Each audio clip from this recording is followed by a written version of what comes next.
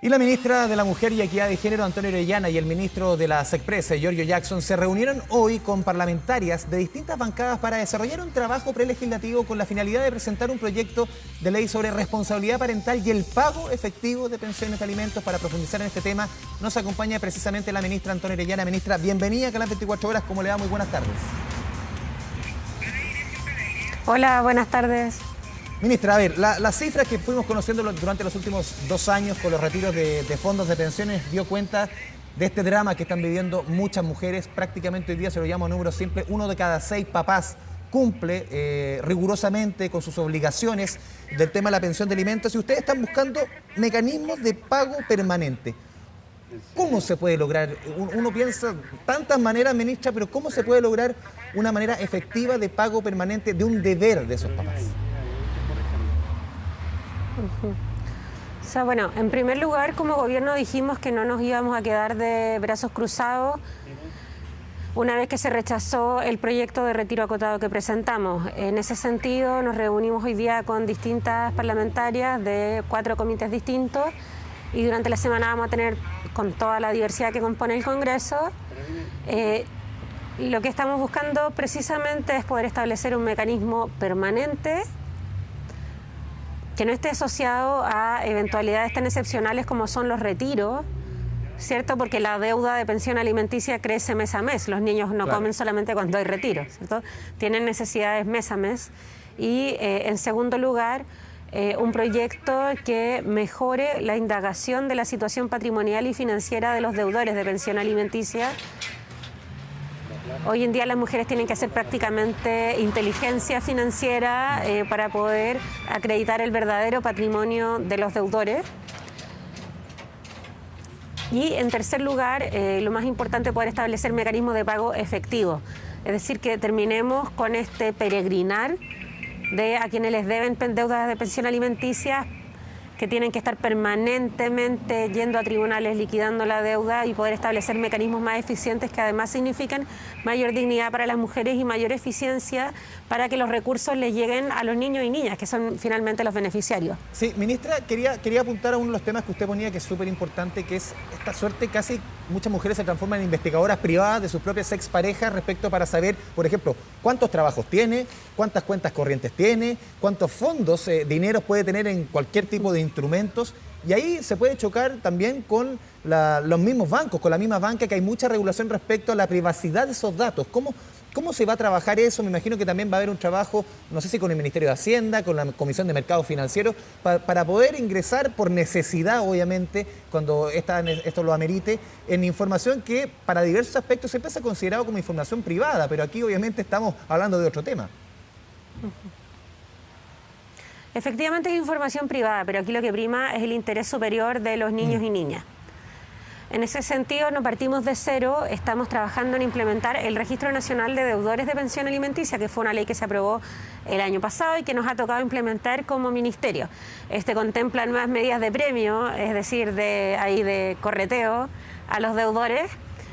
Y también, a partir de noviembre, la publicación de un registro público de quienes deben la pensión alimenticia. Y para eso, precisamente, es que estamos trabajando en la integración de datos con el sistema judicial, con el sistema tributario, en particular la Tesorería General de la República, y también con el sector financiero. Porque efectivamente, no sé, pues por ejemplo, hay deudores que le piden a cercanos que puedan emitir boletas por ellos para no acreditar ingresos, pero esos ingresos sí se ven en sus cuentas bancarias, y por lo tanto el acceso a información financiera es vital.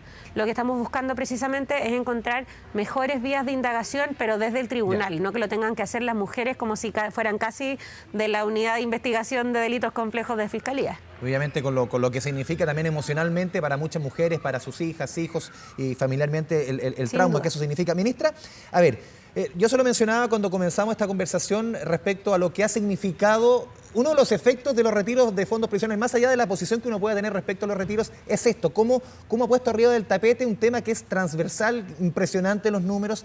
¿Han cambiado los números respecto al inicio de esta discusión hace 2 años? ¿Hay más papás, porque sobre todo la gran mayoría son papás, que se están poniendo más al día, o sencillamente la situación se mantiene muy parecida respecto a esos números que yo le planteaba? 86, 85% de los papás no cumplen rigurosamente con la pensión. Lamentablemente el abandono parental en Chile es un fenómeno muy arraigado y muy complejo. Digo, esto no está solo desde la estadística, sino también desde la investigación sociológica. Hay un libro famoso de Gabriel Salazar, Ser niño guacho en la historia de Chile. También publicaciones de Sonia Montesinos sobre las madres solas, ¿cierto? Eso es una estructura cultural muy fuerte en Chile y Latinoamérica. Entonces, no se han visto grandes cambios de tendencia en el cumplimiento de las obligaciones.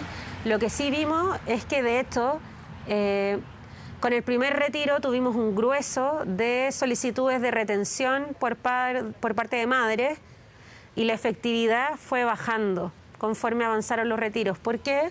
Porque los deudores son pertinaces, digamos, y ante la eventualidad de que les retuvieran los fondos y se los derivaran al niño o niña, ellos prefirieron no retirar, y eso es una de las claves de nuestro proyecto de ley. No está sujeto a la voluntad de quien ya ha demostrado reiteradas veces que no está cumpliendo sus responsabilidades con la infancia. Sí, ministra, ¿qué alcances, qué aportes le hicieron las parlamentarias en la reunión de hoy día? Bueno, ante la falta de normativas eficientes, efectivamente muchas parlamentarias han ido presentando proyectos de ley y estuvimos revisando algunos puntos de lo que ellas ya han presentado, iniciativas de la diputada Orsini, la diputada Yeomans. También hay un proyecto de las diputadas de la bancada UDI hecho en el anterior año legislativo. Y estuvimos revisando qué podemos recoger de todos los proyectos porque nos interesa trabajar transversalmente. También estuvimos conversando sobre la necesidad de que esto sea algo que sea recogido más allá, digamos, de las fronteras entre oficialismo y oposición, porque los números son elocuentes. Es decir, que se pagaron 800 millones de dólares en deudas adeudadas a niños y niñas. Eso muestra que hay un volumen de abandono muy grande. Sí, ministra Orellana, la quiero cambiar de tema siempre, obviamente, en temas de género. Estamos con un gobierno en que la perspectiva de género es fundamental. Lo vimos hace 3-4 semanas con el lanzamiento de este programa de recuperación económica inclusivo, el Chile Apoya, presentado por el presidente Boric en terreno. Y también lo quiero cruzar con los datos que conocimos la semana pasada, ministra, de datos de empleo de la Universidad Católica, que ellos, de acuerdo a los números que tienen a la primera semana de abril, se ha recuperado casi el 100% del empleo femenino. Y conversando la semana con David Bravo, el encargado de este estudio, decía quizás muchos de los elementos que se pusieron en el Chile Apoya, que son elementos que se recogen de la encuesta de línea de empleo, que está un poquito más rezagada. Él dice, se podrían recalibrar en términos de género muchas de estas medidas, y que siempre apunten a mujeres, pero dice, por ejemplo, ir mucho más allá de las medidas, por ejemplo, de recuperación del empleo, porque muchos de esos empleos ya están recuperados. Dice él, por ejemplo, subsidio protege. Ese tipo de elementos, fortalecerlos aún más. ¿Cómo lo ve usted? O sea, nosotras siempre estamos a favor de fortalecer aún más las medidas que permitan fortalecer la empleabilidad de las mujeres. Estamos a la espera de la publicación esta semana de las cifras del Instituto Nacional de Estadística y también del Centro de Microdatos de la Universidad de Chile. Ahí creemos que hay que escuchar todos los datos que van saliendo y no solamente uno. Pero a mí me parece que un factor muy relevante para poder medir la recuperación del empleo femenino, que sufrió una caída drástica de una década, primero es considerar las jornadas. Yeah. No es lo mismo que una mujer se califique como empleada porque está trabajando 3 horas a la semana en algún pituto informal, en trabajo de casa particular, que alguien haya recuperado el empleo que tuvo de cajera. También es importante considerar las nuevas tendencias laborales. Durante la pandemia se automatizaron muchos procesos en el retail, que es uno de los grandes empleadores de mujeres. Estamos viendo grandes despidos de mujeres que cumplen funciones como cajeras, por ejemplo, y por lo tanto queremos tener un rol como gobierno en apoyar la reconversión laboral. Ministra Orellana, también respecto a otro tema... Hay que tener mucho cuidado con dar por cerrados fenómenos tan graves como el retroceso de una década, que además fue sopetón. Claro.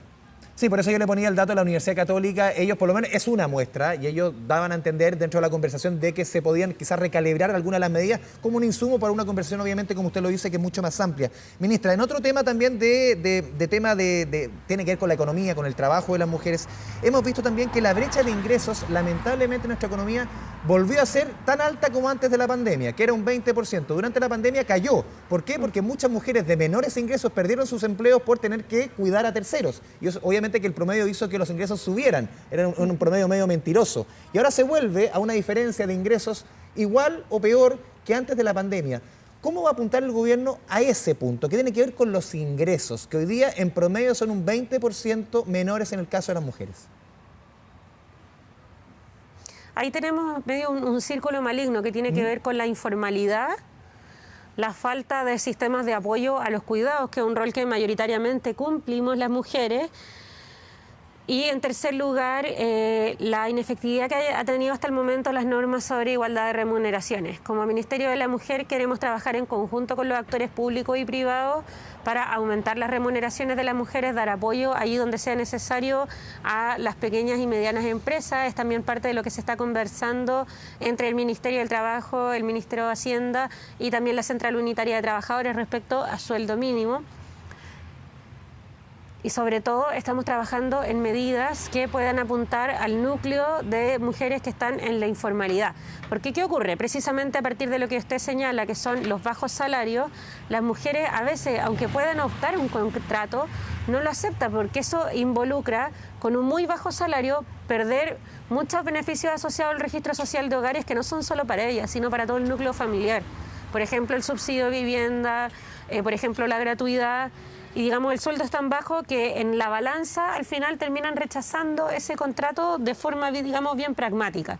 Estamos trabajando en conjunto con la ministra Vega y la ministra Jara para poder darle, digamos, respuesta a esas mujeres informales, al menos para poder ir avanzando en esas brechas mientras buscamos medidas de cumplimiento efectivo de la igualdad de remuneraciones.